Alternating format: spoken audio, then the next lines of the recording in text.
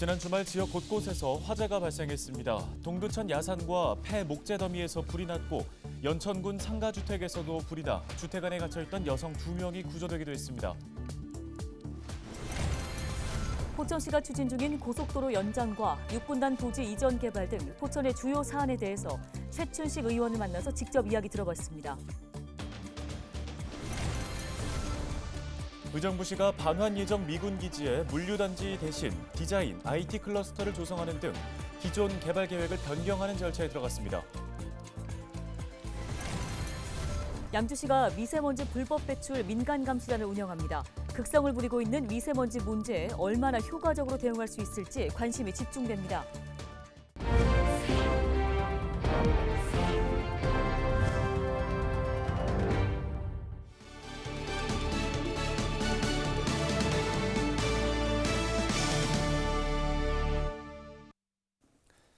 시청자 여러분 안녕하십니까? 헬로티비 뉴스입니다.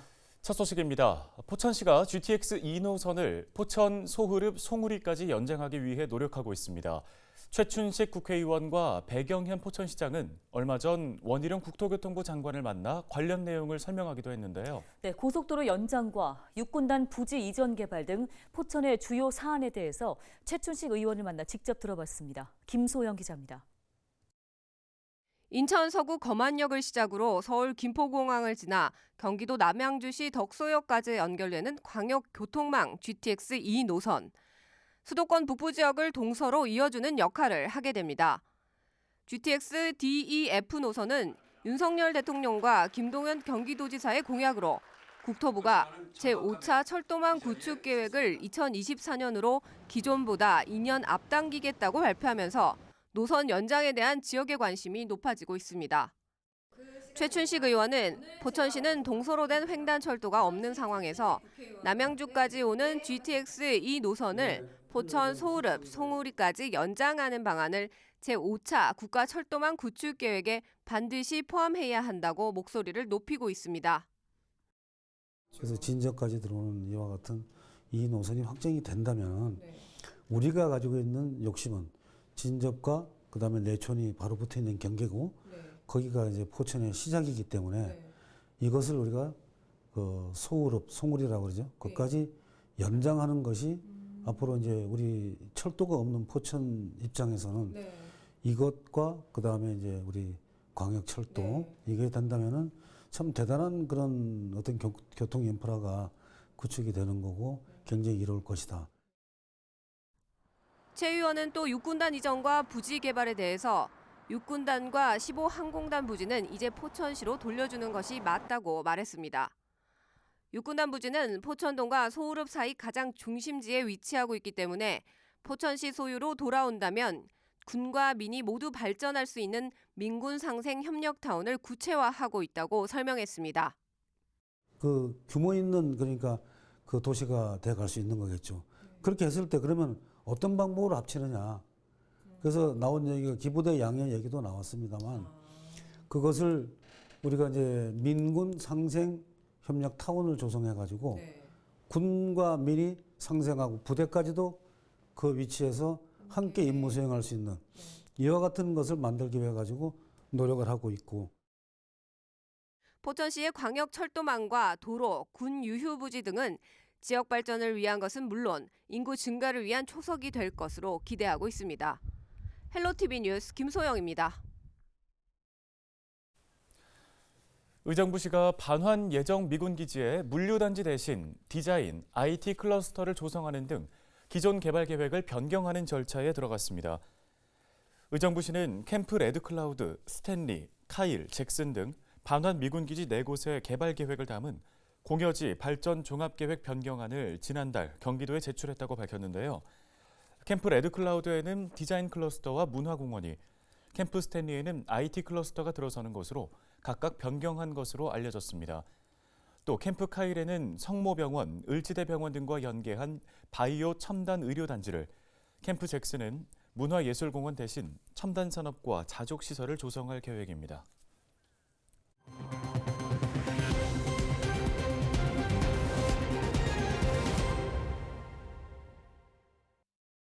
다음 소식입니다. 동두천시 생연동 야산에서 지난 2일 밤 9시 21분쯤 불이 났습니다. 불은 나무 16그루 등 임야 1,600제곱미터를 태우고 30여 분 만에 꺼졌습니다. 인명과 재산 피해는 없었습니다. 동두천시 송내동 주택 인근에서도 불이 났는데요. 지난 2일 오전 10시쯤 주택 밖에 있던 폐 목재 더미에서 화재가 발생했습니다. 목격자 A씨는 수도를 이용해 자체 진화를 시도했고 소방 도착 후 20여 분 만에 진화했습니다. 경찰과 소방당국은 정확한 화재 원인을 조사하고 있습니다. 또 지난 1일 새벽 3시 33분쯤 연천군의 한 상가 주택에서도 불이 났습니다. 불은 건물 전체로 빠르게 번지면서 당시 1, 2층에 있던 60대 여성 2명이 갇혔지만 출동한 소방관에 의해 무사히 구조됐습니다. 소방당국과 경찰은 식당 주방과 수족관 근처에서 불이 시작된 것으로 보고 정확한 화재 원인을 조사하고 있습니다.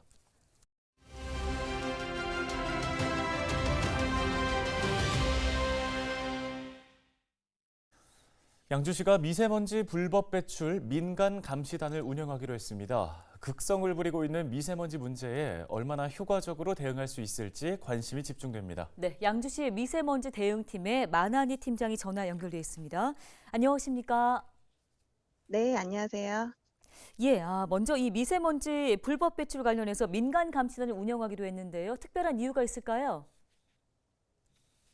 네, 미세먼지 배출원에 대한 분석 결과 우리 시는 약 750여 개의 대기 배출 사업장이 있고 신도시 개발로 인해 최근 급격히 늘어난 비산먼지 배출 공사장 등 다양한 미세먼지 배출원의 전담 관리 필요성이 대두되는 상황으로 관리 대상에 비해 단속 인력이 많이 부족한 실정입니다.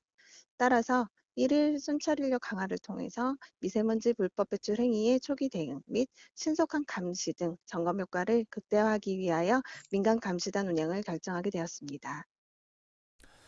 네, 그러면 이 감시단이 구체적으로 어떤 활동을 펼치는지 또 단속에 걸리면 어떤 조치가 이루어지는지도 설명 부탁드립니다.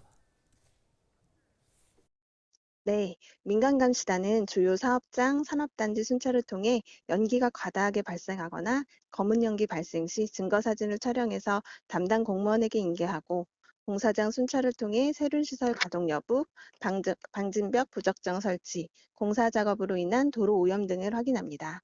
그 밖에 운행 경유차 배출가스 단속을 주일에 진행해서 단속 차량 대수와 배출가스 과다 발생 차량 정보를 담당 공무원에게 인계하기도 합니다.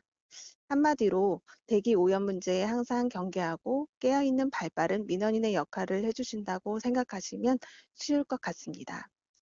다만 실질적인 단속 권한은 없기 때문에 공무원이 미동행할 시에는 환경오염 행위 예방 순찰 위주의 업무를 주로 수행하게 되고 경미한 사항은 계도, 긴급 사항은 현장에서 관계 부서에 통보해서 과태료 등의 행정처분 조치를 하고 있습니다. 예, 요즘 이제 실내 마스크 착용 의무까지 해제됐고 실외에서도 자유롭게 마스크를 벗고 다니는데 이 미세먼지 때문에 어쩔 수 없이 마스크를 쓰는 분들이 많습니다. 올봄 미세먼지 전망도 흐린 상황인데요. 양주시 이와 관련해서도 이번 조치 외에 어떤 계획들 지금 갖고 있습니까?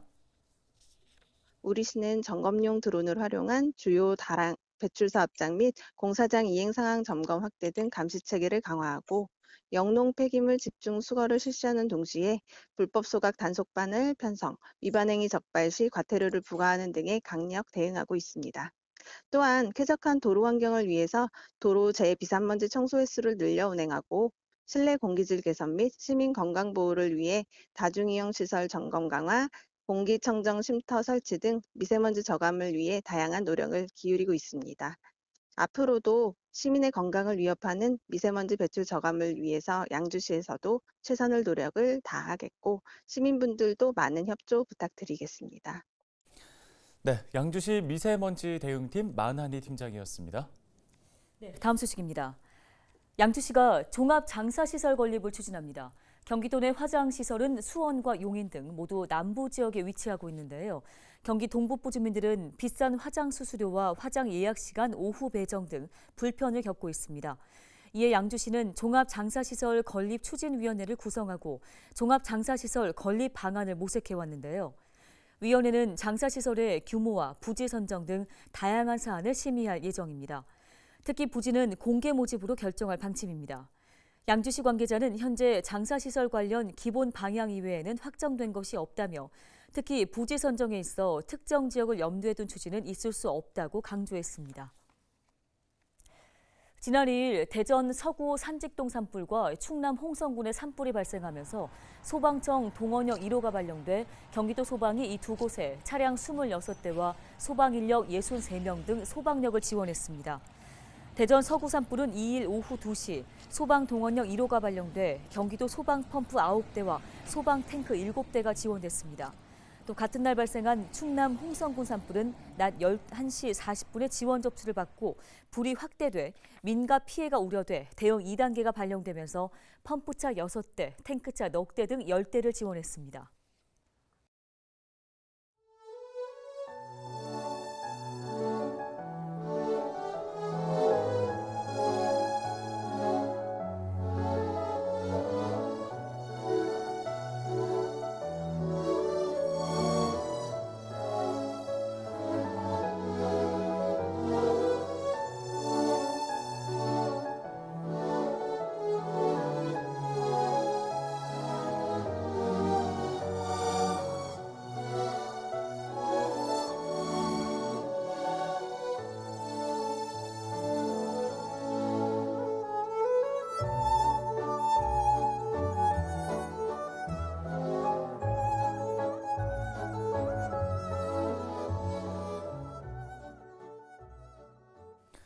오늘 저희가 준비한 소식은 여기까지입니다. 네, 여러분 고맙습니다.